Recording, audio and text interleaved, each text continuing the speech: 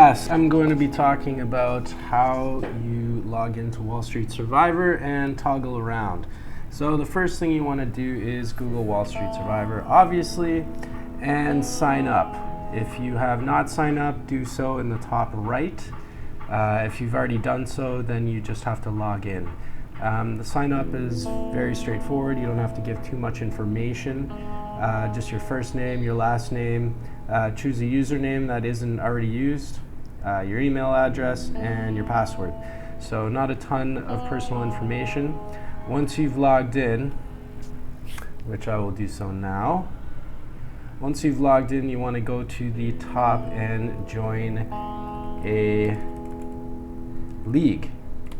So I will log in right now. Okay, so up on the top here, you'll see in the toggle bar here that there is a leagues option. You want to click on that and then search for myself and Mr. R's league. So if you search Capital July 2014, search, and it's right here. Okay, so you want to join the private league, and the password is all capitals, July 2014. Join league. You should be able to join the league right off the bat. And then you jump to investing in stocks. Okay, so how to invest in stocks. Basically, this is your portfolio now. So every stock that you invest in will be listed down here. Well, this will be the league activity, but your portfolio stuff will be down here on the right. So any stocks that you've invested will be listed on the left or on the right here. Then all you have to do is click View My Portfolio, and it will show you every stock you've ever traded in this league. All right, so how do you invest in stocks?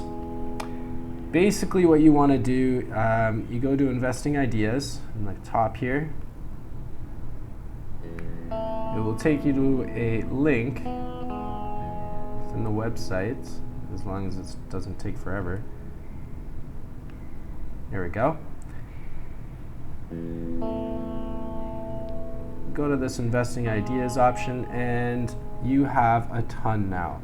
Across the top, you have real-time updated information as to what each company is doing, whether it's up or down in the stock market. You have listings of stocks on the move. You even have on the left-hand side here, investing by interest.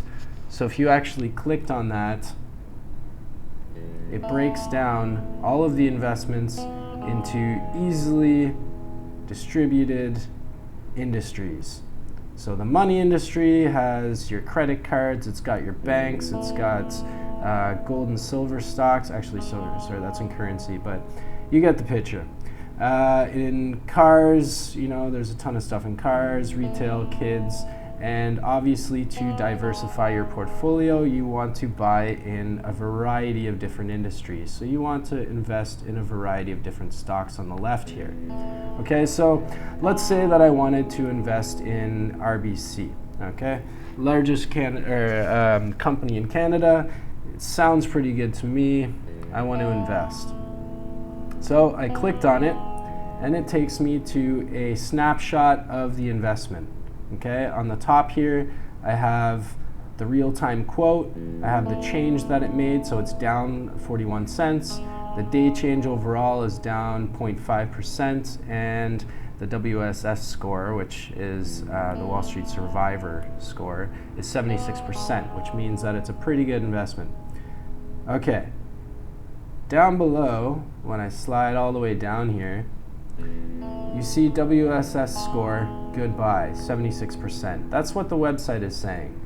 Then there's a community sentiment, which is basically how many of your fellow colleagues are investing in it.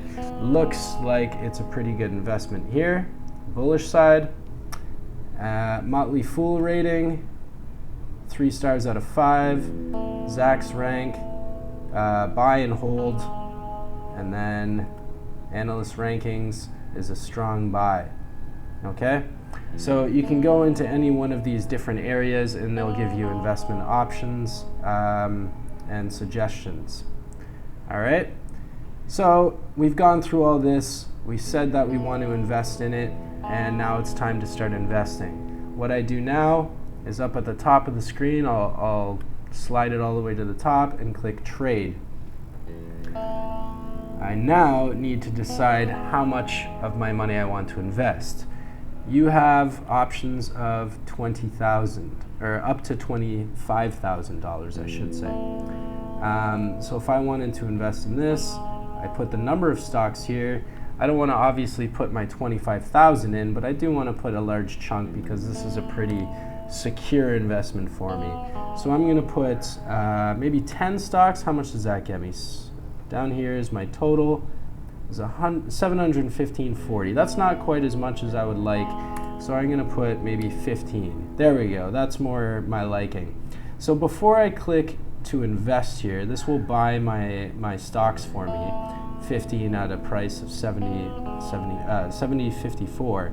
You have to take into account that your fees are $10 every transaction you make. So if I'm buying 15 stocks of Royal Bank right now, it's charging me $10 to buy that. I'm not getting that $10 back. It is gone. So invest wisely and don't invest too much too often.